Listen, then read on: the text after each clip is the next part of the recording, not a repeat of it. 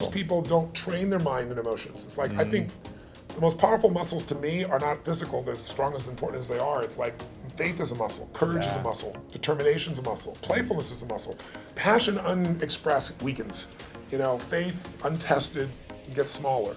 So I'm always, I call it deep practice. I'm always pushing myself to the edge, and pushing yourself to the edge makes you stronger. I spend a lot of time alone, a lot of time praying. I don't share that very often, but prayer, affirmation, reading the great books of wisdom and philosophy, journaling, walking in nature, trying to keep my feet on the ground. Because I think the moment, ego and arrogance sets in, again, I mentioned it, but it's so profound, I think, important, I think, because if your attention and your focus is on... One of the rules, I think it's rule 4, is compare yourself to who you were yesterday and not to who someone else is today. And see, that's a game you can win, because you could be a little better today than you were yesterday.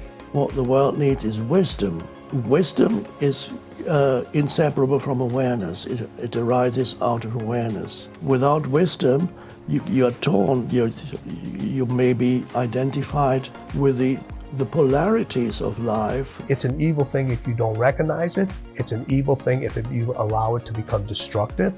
It's an evil thing if you use it for excuses, but if you harness it, it takes you to places you couldn't even imagine. And every single winner in all forms of life, they may not talk about it, but they've all tapped into that energy, the light energy, the dark energy, the subconscious energy, the conscious energy.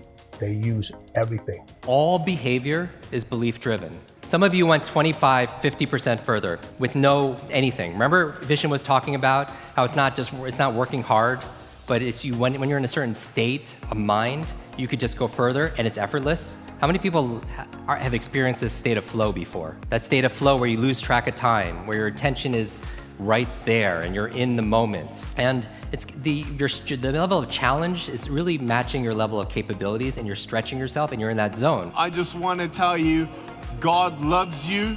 He's got a plan for you. And I don't know how much you know about my story, but soon you'll find out. It's not about a man without arms and legs.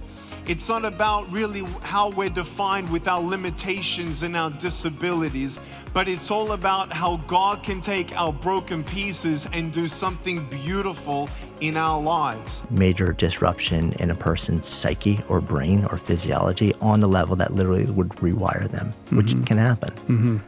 If somebody has a psychotic break, their brain is not different, the same as it was before. Somebody has traumatic brain injury, the brain is different. But what we've seen is that I do believe that it stays relatively. So the first point is your self-identity, which is your core beliefs.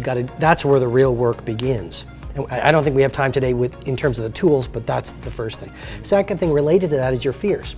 You are not your fears. Your fears are just a bunch of emotions that naturally come up every time you leave the safe harbor of the known. There is such a seduction, which is, I feel scared, there's something wrong. No, your fears are nothing more than your greatness and growth coming to get you. If you're gonna live an epic life, you're gonna be scared all the time. Fantastic, you're growing. Failure is part of life. I mean, the difference for me though is I look at failure as a stepping stone to success. It's a speed bump.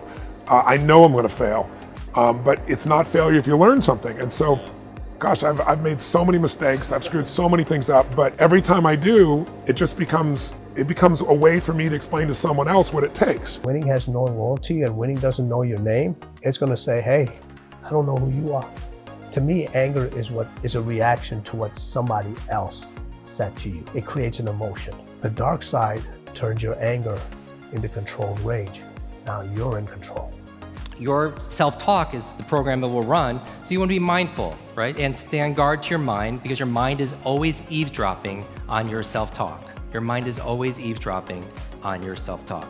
The work that you do is actually amongst the most loathed work by all the other 9 types and appreciated by all the other 9 types because they so don't want to do it. You're one of the most indispensable people on the planet. And when people realize what you're capable of, you're exalted and desired in any place that you go. You are the glue that makes everything else work. So the first component of the stress reaction is the event. The third and final component of the stress reaction is the physiological stress response, with the adrenaline, the cortisol, and the nervous system, and the gut, and the heart, and really the whole body.